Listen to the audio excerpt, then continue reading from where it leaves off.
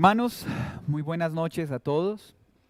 Buenas noches a todos los que se conectan en esta noche para acompañarnos en el estudio de la palabra. Estamos estudiando Hechos de los Apóstoles y aprendiendo del avance glorioso del reino de Dios mediante la predicación del Evangelio. Aprendiendo de cómo el Señor establece una nueva humanidad que permanece firme a través de todos los tiempos por causa de su obra milagrosa en ese pueblo que Él ha escogido por gracia para reflejar su carácter a todas las naciones. Hoy vamos a estudiar Hechos capítulo 9, versículo 32 al 43. Y le invito a que lo lea conmigo antes de que analicemos en detalle lo que esta sección del día de hoy contiene. Vamos a mirar entonces Hechos capítulo 9, versículo 32 al 43. Voy a leerlo para ustedes y le animo a que me acompañe en la lectura. Aconteció que Pedro, visitando a todos, vino también a los santos que habitaban en Lida, y halló allí a uno que se llamaba Eneas, que hacía 8 años que estaba en cama, pues era paralítico. Y le dijo Pedro: Eneas, Jesucristo te sana, levántate y haz tu cama.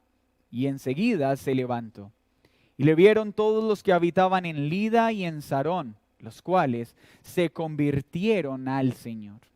Había entonces en Jope una discípula llamada Tabita, que traducido quiere decir Dorcas. Esta abundaba en buenas obras y en limosnas que hacía. Y aconteció que en aquellos días se enfermó y murió. Después de lavada, la pusieron en una sala, y como Lida estaba cerca de Jope, los discípulos, oyendo que Pedro estaba allí, le enviaron 2 hombres.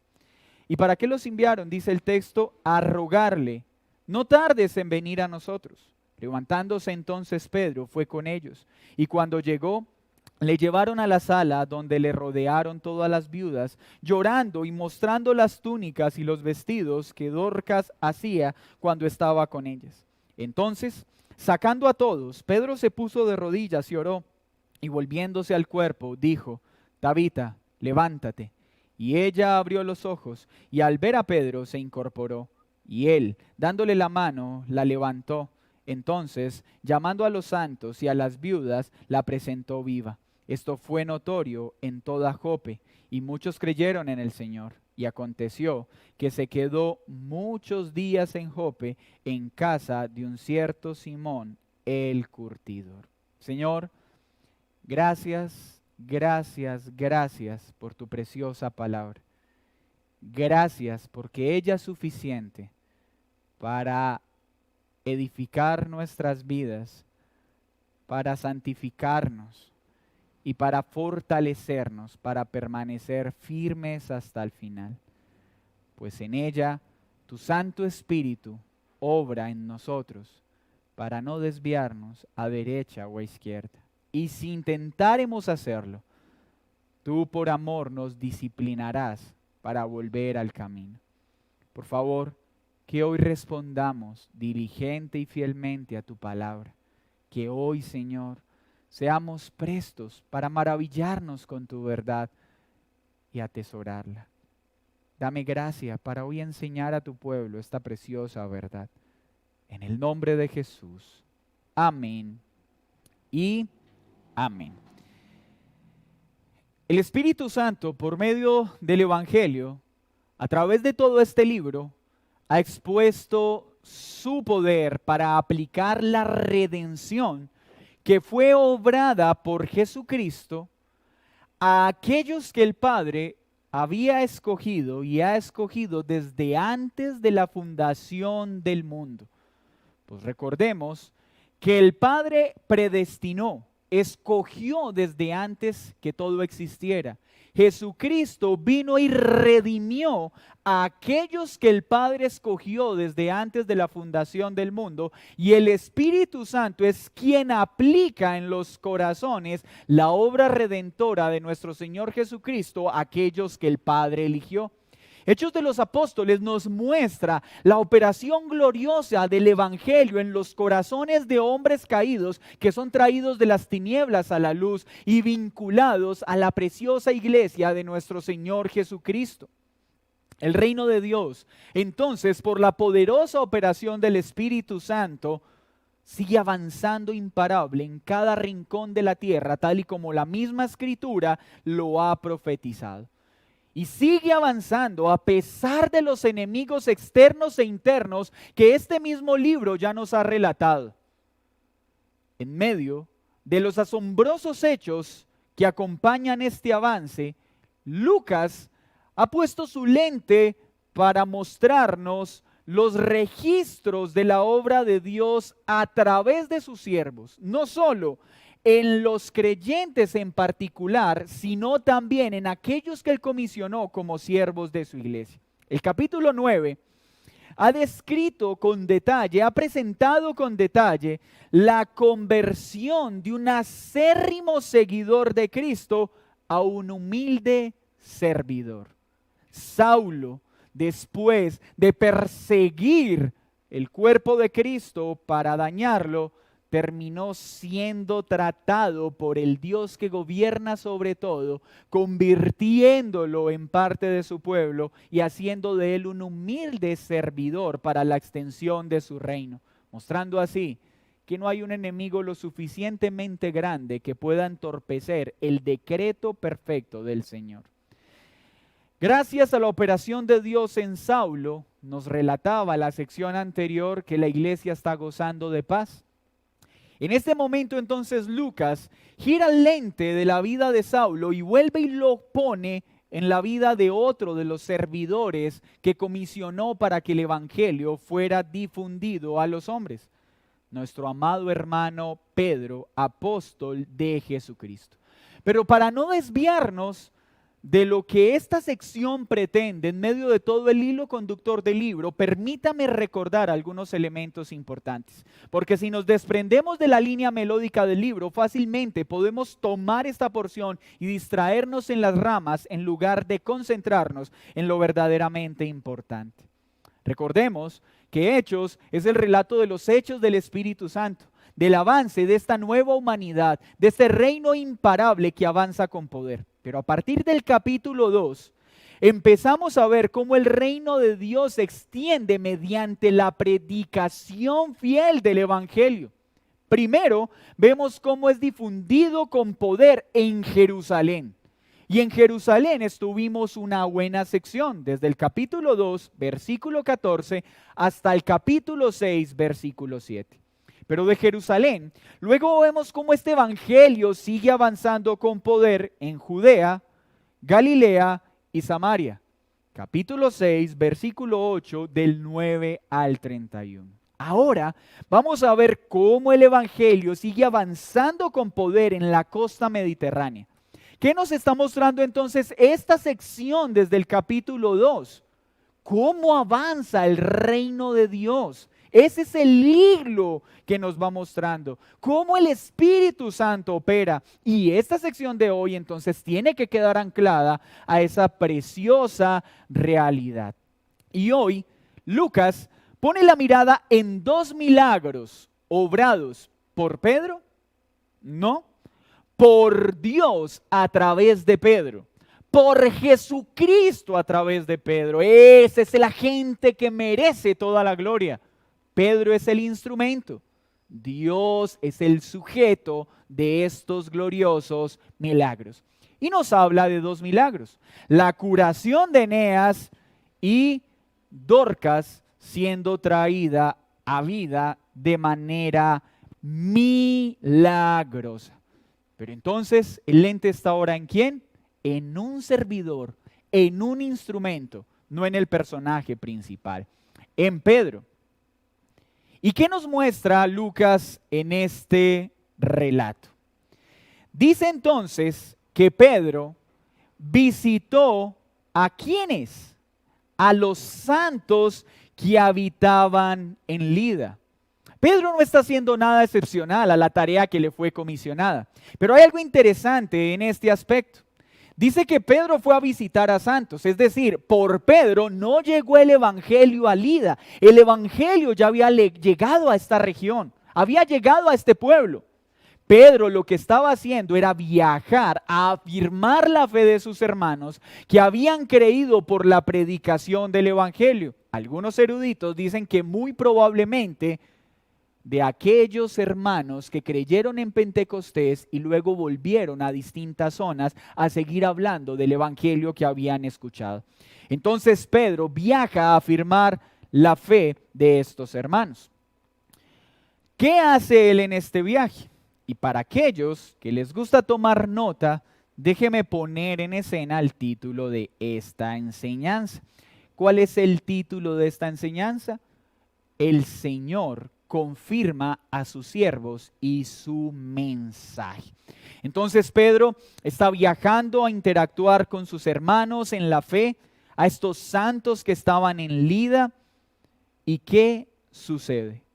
Mientras está haciendo esta visita, se encuentra con un hombre llamado Eneas. El texto no nos dice que era creyente o incrédulo. No podemos concluirlo, pero sí podemos estar seguros de que el Señor obró en esta circunstancia provisionalmente con un interés particular. ¿Y qué hace Pedro? Le dice: Eneas, Jesucristo te sana. La pregunta que podríamos hacer de esta sección es: ¿qué es lo más importante de estos dos milagros? ¿El milagro? ¿Lo que Dios quiso hacer a través del milagro? ¿Dónde debería estar nuestra mirada? ¿Para qué fue este milagro? ¿Qué buscaba el Señor con estos milagros en su pueblo y en las personas que rodeaban a los creyentes? Estas respuestas espero darlas a través del texto. Entonces, Pedro, en medio de esta visita para fortalecer y afirmar a sus hermanos, se encuentra con Eneas. ¿Y qué hace? Nos muestra el relato.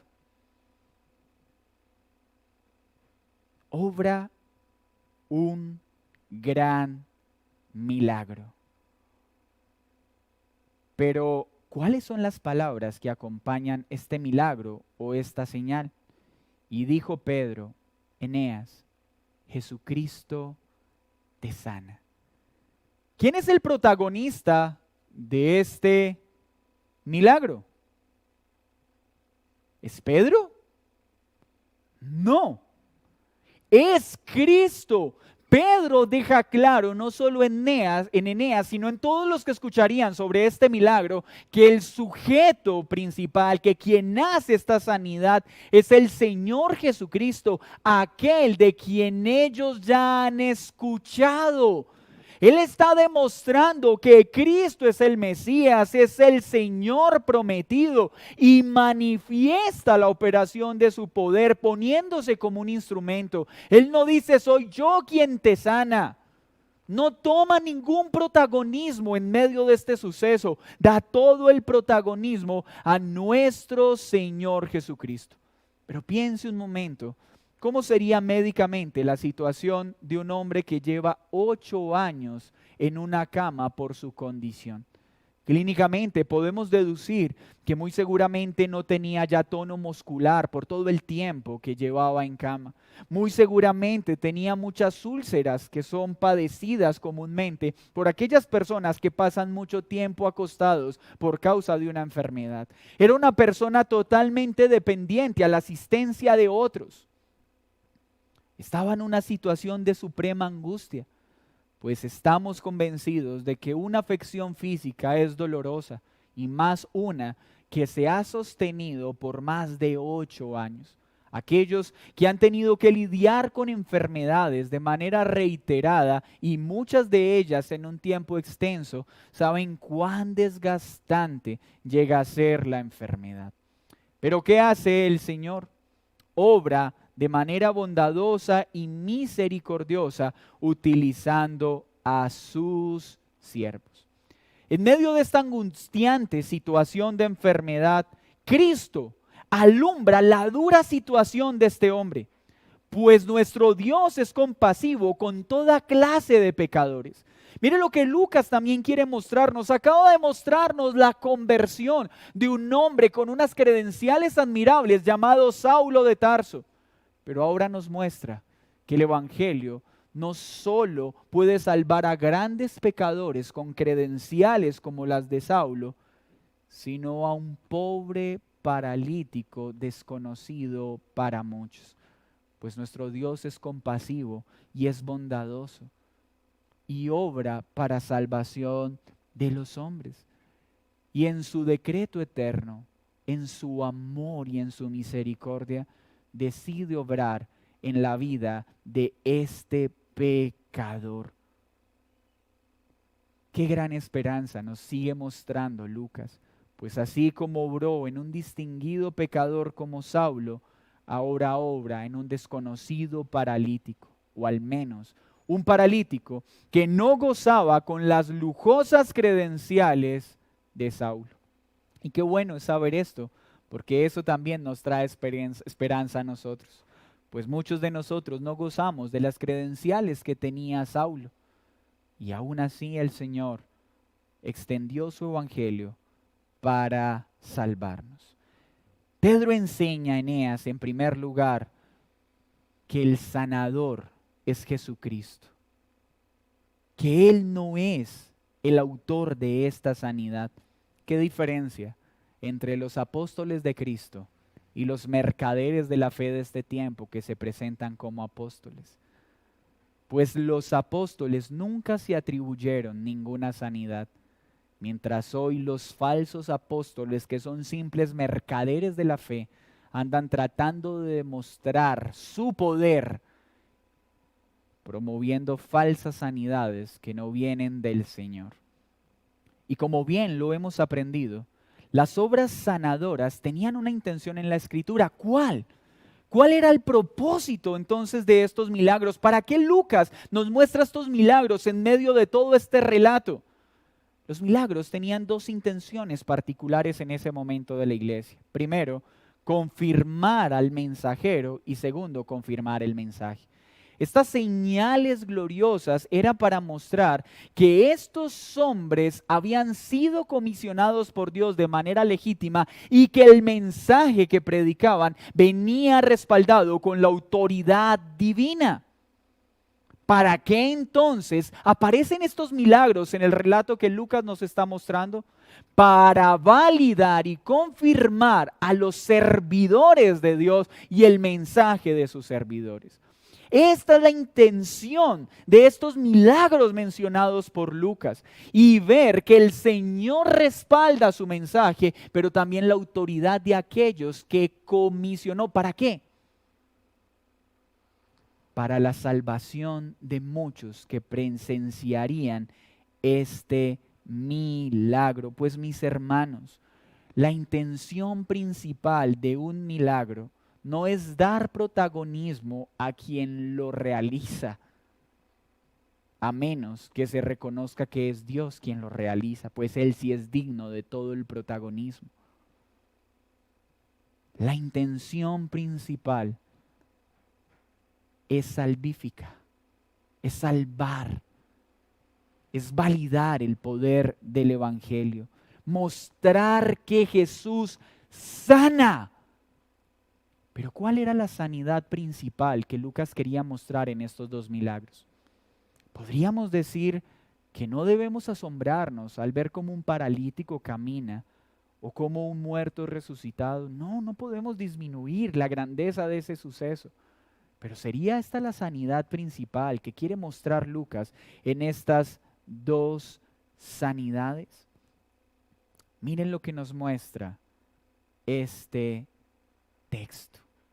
Dice entonces: levántate y haz tu cama. Y enseguida se levantó. Y le vieron todos los que habitaban en Lida y en Sarón. los cuales se convirtieron al Señor. He aquí lo más importante de este primer milagro. No es el asombro de que Eneas, después de 8 años en una cama, se levante. Es lo que viene posterior a ese milagro, que estos dos pueblos creyeron. No sabemos el número de los habitantes de Lida y Sarón, pero nos dice este texto que todos se convirtieron al Señor. Y fue una sanidad inmediata, no fue gradual como pretende asumirla algunos apóstoles de este tiempo, que es que eso es poco a poco, fue inmediata. Mire lo que le dice: levántate y haz tu cama ya. Un hombre que no tiene tono muscular no podría levantarse de su cama y tender su cama. Lo que está mostrando es que la sanidad fue completa, fue físicamente tangible y recuperó sus facultades para movilizarse y aún hacer quehaceres de su propio hogar. Y fue tal el impacto de ver un desvalido hombre en una cama, ahora preparando su propia cama, que 2 pueblos creyeron. ¿Pero en qué creyeron? ¿En el poder de Pedro para sanar? En el poder de aquel que Pedro enseñaba: Jesucristo. Jesucristo. Así que, ¿de qué fue sanado este hombre? ¿No les parece esta escena muy similar a una que vivió Jesús mismo? ¿Recuerdan en Marcos capítulo 2, versículo del 1 al 12? Cuando Jesús entró a Capernaum y le trajeron un hombre paralítico y lo hicieron bajar en medio de un techo. ¿Recuerdan lo que el Señor le dijo a este paralítico? Hijo, tus pecados te son perdonados. Esperen, hubo un milagro, un paralítico fue sanado. Pero esa era la sanidad la verdad más relevante, la sanidad más relevante en medio de este milagro. No, mire que el centro de esta sanidad fue ¿cuál? El perdón de los pecados de este paralítico. Así que Pedro no olvidó para nada lo que su maestro le enseñó y sabía que la sanidad que este hombre necesitaba era mayor a una sanidad física, era mayor a que se pudiera poner en pie de una cama, era la vida eterna lo que este hombre necesitaba. Así que la sanidad que este hombre recibió y de la cual todos nos alegramos, no es que se paró de una cama, es que el texto nos dice que él hizo parte de todos los que creyeron para vida eterna. Yo entiendo, tú que te hayas enfermo, entiendo que anheles la sanidad física, pero hay una sanidad que tú necesitas con mayor urgencia y es la sanidad del alma, es la vida eterna. Pues ¿de qué serviría que Eneas hubiera sido sanado en su cuerpo, hubiera podido caminar mientras la sanidad de su alma no hubiera tenido vida eterna?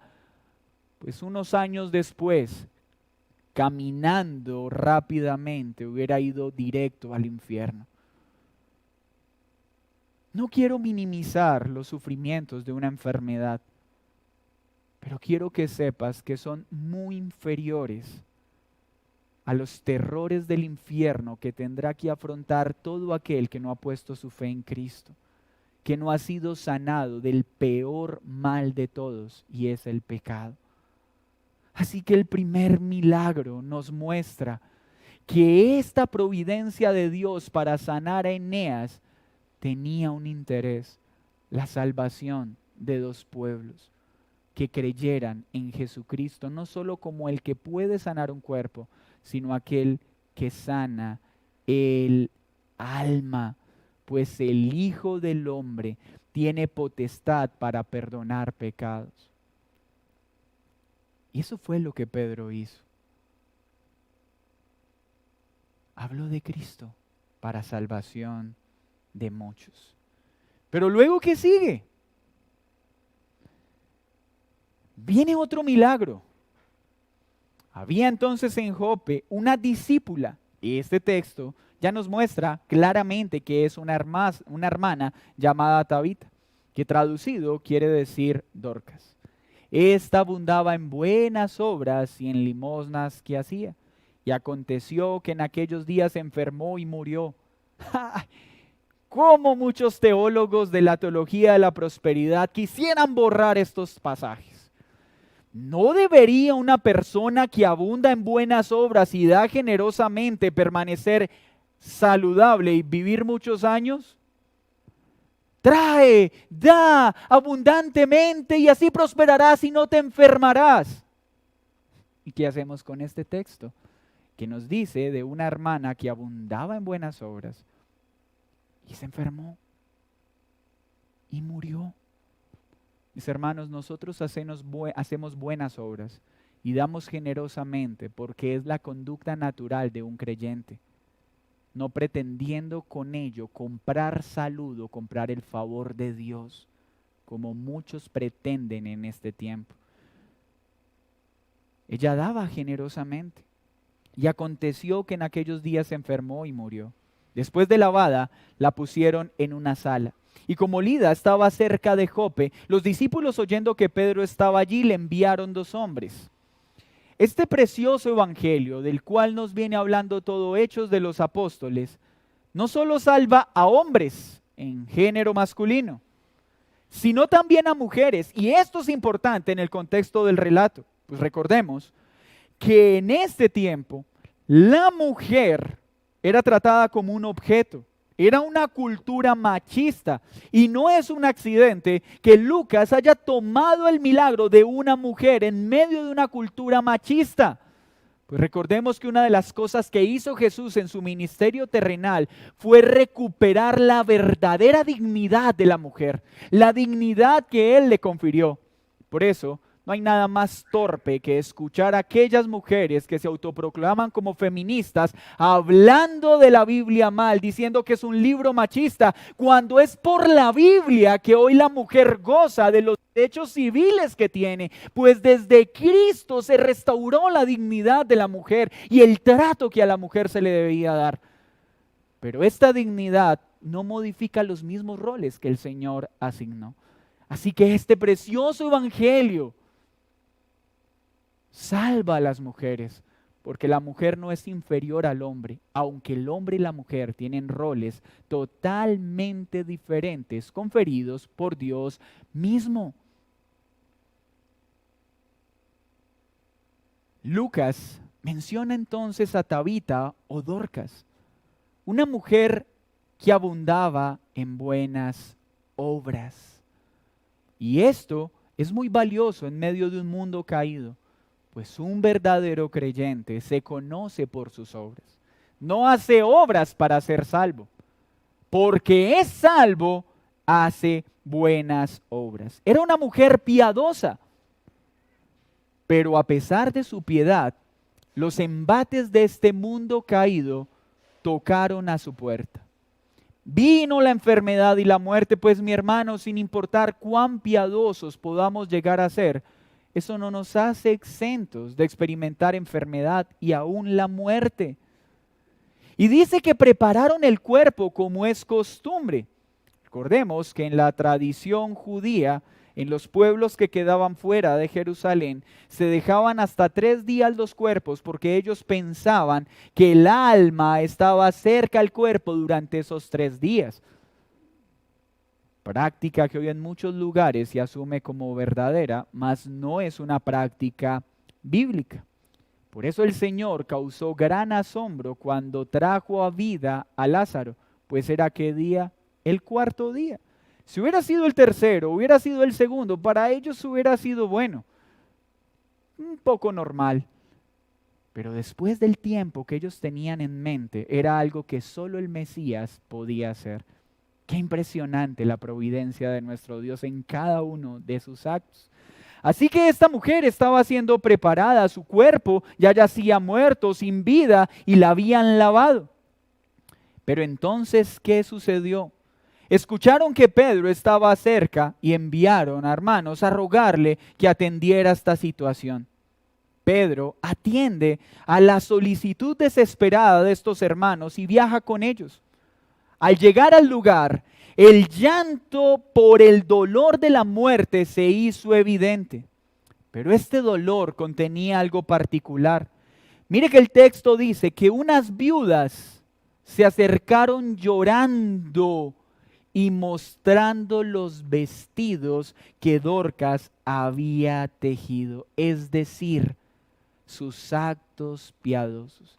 Estas viudas están llorando la partida de una hermana que les dio vestido, pues recuerden que en este tiempo particular de la historia, las viudas eran tratadas de forma vil y arbitraria, abandonadas por la sociedad, aun cuando Dios había dado el mandato que debían ser cuidadas por su pueblo.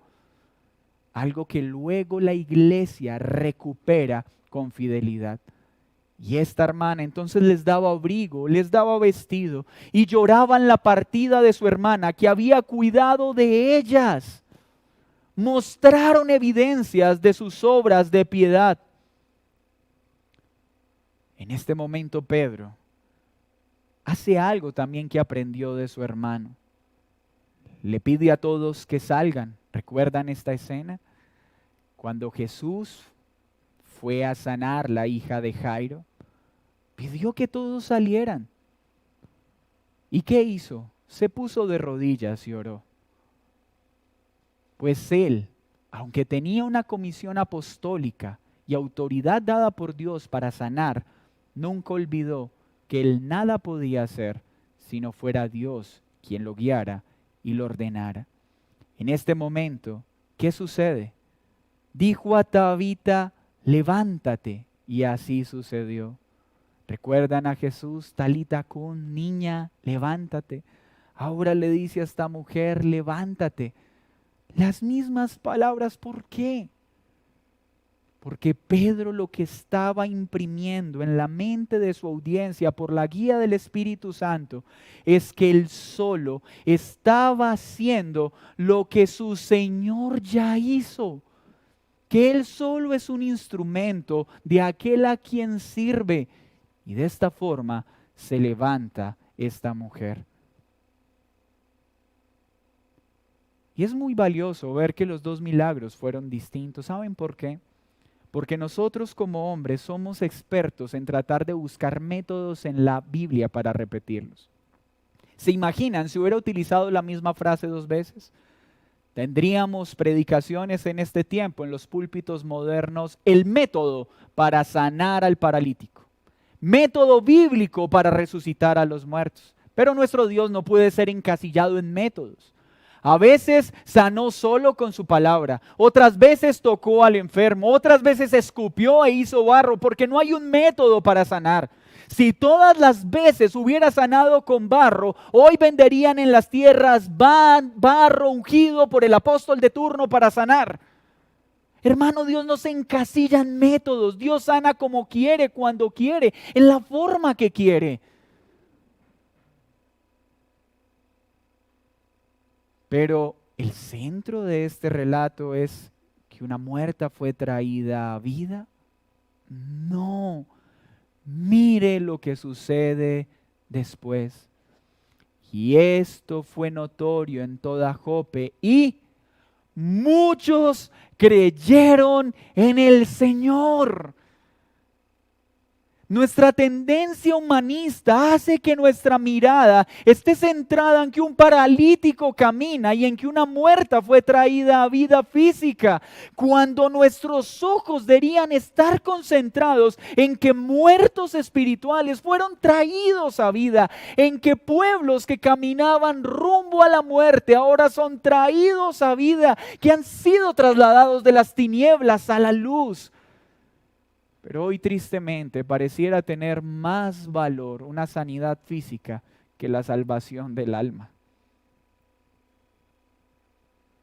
Estos dos milagros nos muestran que los milagros son útiles, pero el milagro más grande de todos es cuando alguien que está en tinieblas es trasladado a la luz. Este precioso evangelio salva a hombres y mujeres.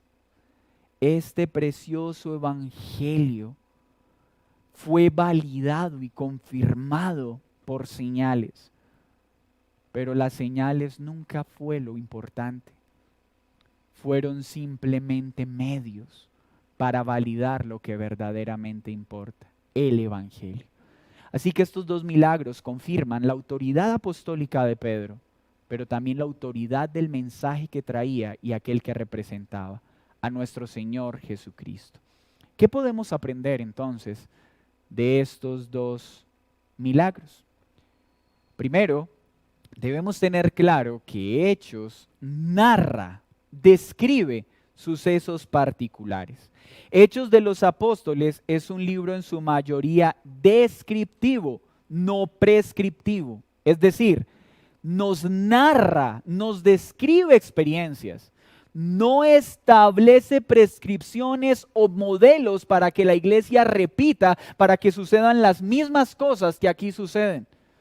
Esto no puedo tomarlo como decir, claro, Señor, como hizo Pedro, entonces cuando me encuentre como un paralítico, voy a decirle, el Señor Jesús te sana y se tiene que parar, Señor, porque así como lo hiciste con Pedro, debes hacerlo conmigo. ¿Cuántas vergüenzas pasan hoy muchos hombres queriendo convertir relatos particulares en métodos a imitar? ¿Y por qué no podemos orar como Pedro oró con Eneas o con Dorcas? ¿Saben por qué? Porque nosotros no somos comisionados apostólicos, porque él tenía una autoridad apostólica. Nosotros no podemos decirle a un paralítico, levántate, el Señor te sana. Nosotros podemos ir de rodillas y decir, Señor, te ruego para que tú tengas misericordia de este paralítico y si es tu voluntad lo sanes. Pero de Eneas aprendí que antes que su sanidad física, te ruego por la salvación de su alma. Esa sería una oración bíblica ante un paralítico, no imitar a Pedro, porque no somos apóstoles.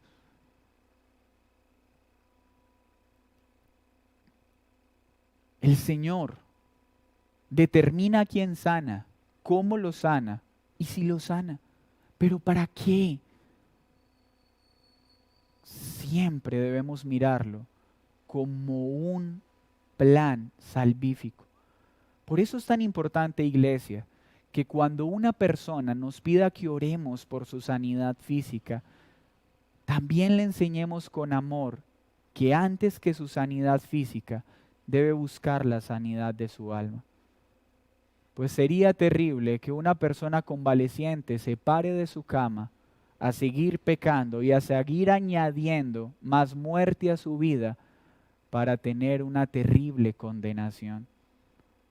Cuando una persona te pide que ores por su situación económica, háblale de que hay un problema mayor que su escasez económica. ¿De qué serviría que el Señor solucione su problema económico si después con su solvencia económica va a seguir pecando y añadiendo pecado para condenación? Pues hay un problema mayor que una crisis económica o una enfermedad terminal y es el pecado. Es la necesidad de ser trasladados de las tinieblas a la luz. Es la necesidad de salvación. Así que este texto nos muestra que Pedro sigue enseñándonos con su actuar lo que Jesús ya había enseñado, que el hombre tiene una necesidad mayor que la sanidad física. Y escúchame bien, no estoy diciendo que no puedes orar para que el Señor sane tu cuerpo. Está bien que ores, pero tu clamor debe ser más intenso por la salvación de tu alma. Qué bueno ver creyentes que no solo dicen, Señor, por favor, ten misericordia y sana mis ojos, sino, Señor, sáname de mi orgullo. Oh, mi Señor, sáname de mi lascivia. Mi Señor, sálvame de mi amor al dinero. Sáname de estos males que me aquejan. Qué bueno ver paralíticos que con el mismo dolor o personas con enfermedades terminales que le dicen, oh Señor, sáname. Con ese mismo dolor digan, oh Señor, líbrame de este pecado que hace que deshonre tu nombre. Líbrame de estas reacciones pecaminosas que hacen que tu nombre quede mal. pues hay una sanidad más importante que nuestra sanidad física. Y es la salvación. Clama por vida eterna. Y para eso necesitas a Cristo, que es el único que puede sanarte de la enfermedad que produce el pecado. Pero tú, mi hermano, ¿qué has creído? No quiero ignorar tu dolor físico. Pero clama por las cosas eternas. Busca primeramente el reino de Dios y su justicia. Y clama con mayor intensidad para que el Señor te ayude a mortificar tu pecado. ¿Quieres ver milagros? En lugar de estar haciendo jornadas falsas de milagros y sanidades, deberíamos anhelar ver milagros gloriosos de muertos traídos a vida, pero muertos que están en delitos y pecados y son trasladados al reino de Dios. No hay un milagro más glorioso que ver a alguien que era enemigo de Dios y ahora es adoptado como hijo, que andaba en tinieblas y ahora está en la luz. No hay un milagro más grande que ese.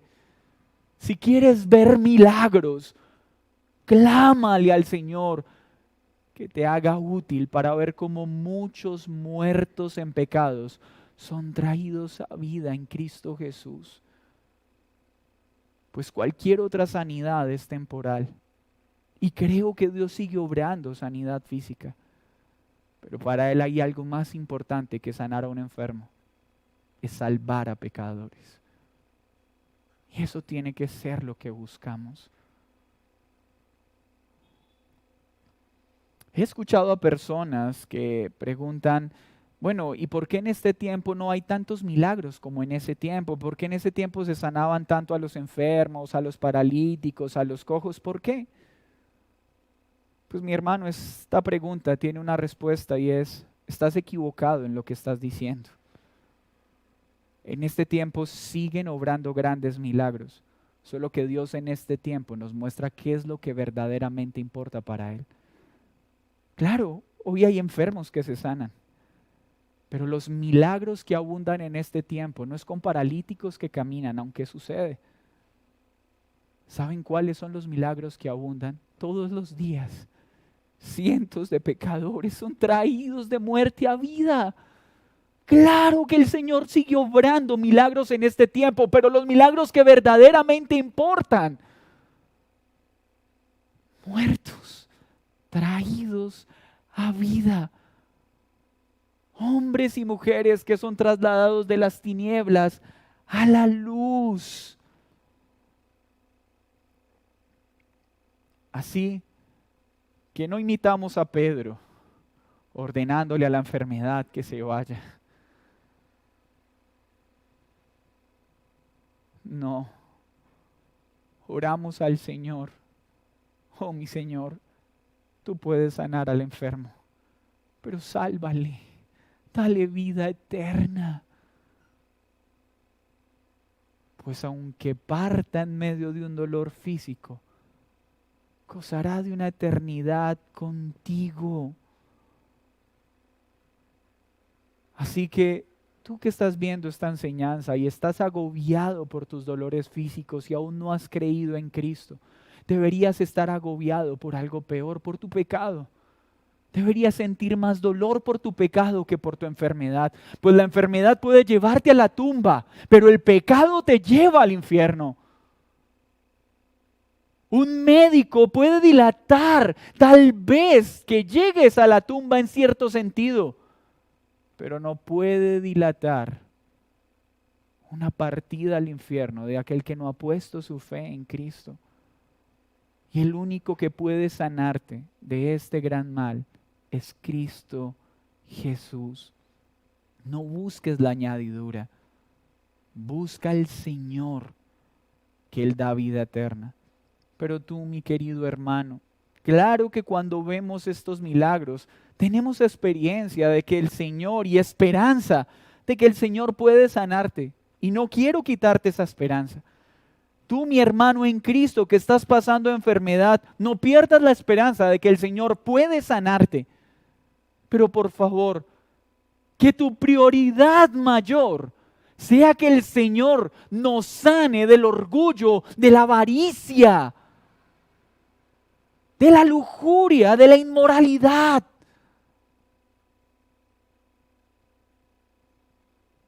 Que nuestro desespero por ver el carácter de Cristo en nosotros sea mayor que por nuestra urgencia a no tener más dolores físicos.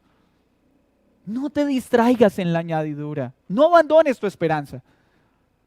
Pero quiero que sepas cuándo puedes tener la certeza de que esta esperanza será consumada. Acompáñame, Apocalipsis capítulo 21, versículo 1.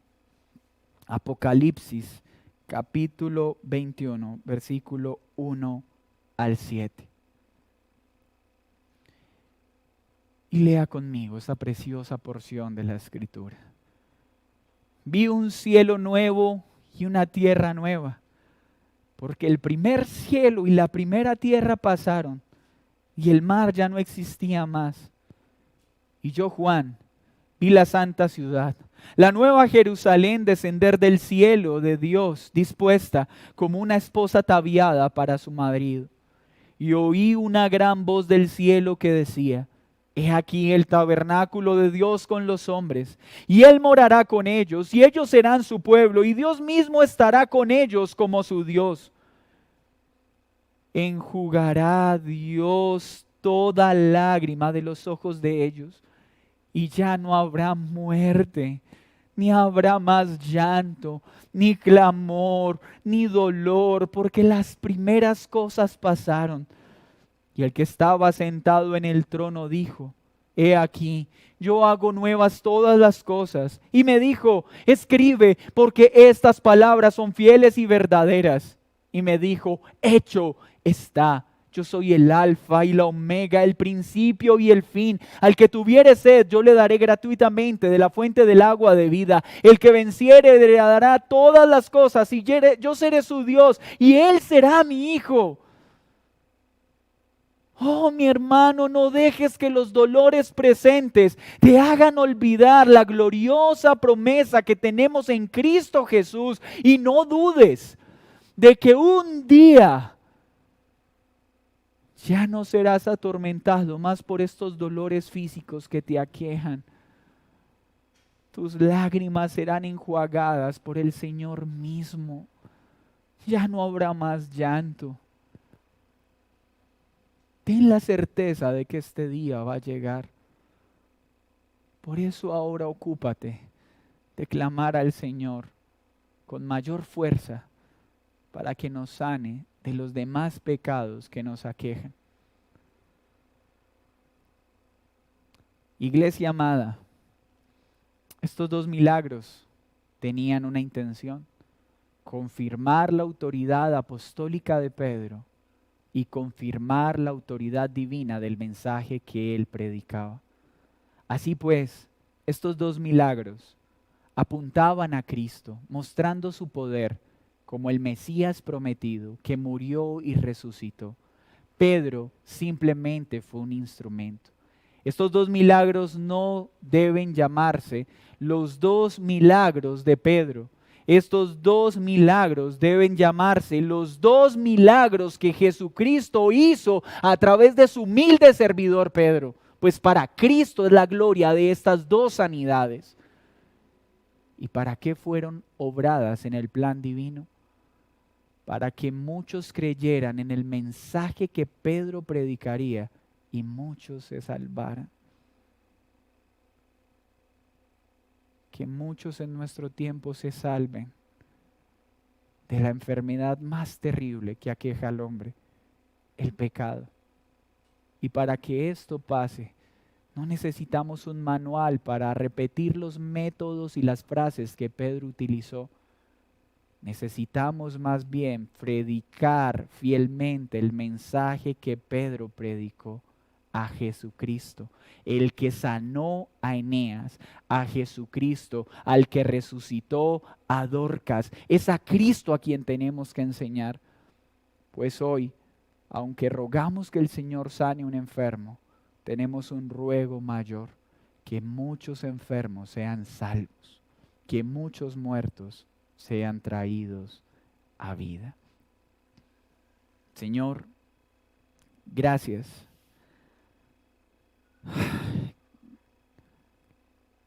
Gracias porque estos dos milagros nos recuerdan lo que verdaderamente importa.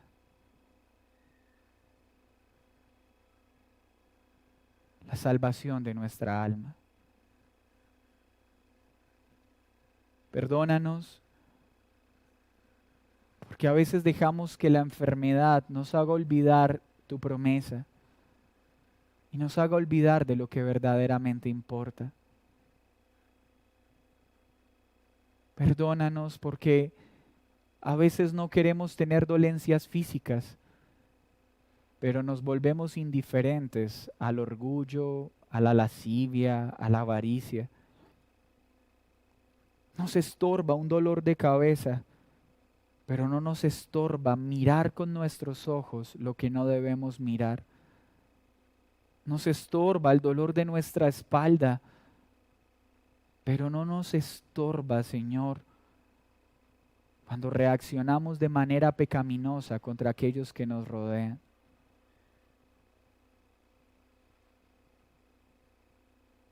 Y Señor, sánanos del pecado. Y en esta noche, salva a muchos muertos por medio de la predicación del Evangelio. Pues solo en Cristo hay vida, solo en Cristo hay perdón de pecados y solo en Cristo hay vida eterna. Gracias por tu palabra. En el nombre de Jesús. Amén y amén. Mis hermanos, muy buenas noches a todos. Recuerden este viernes para la asamblea que busca culminarle el proceso de personería jurídica y que el Señor les bendiga. Que descansen.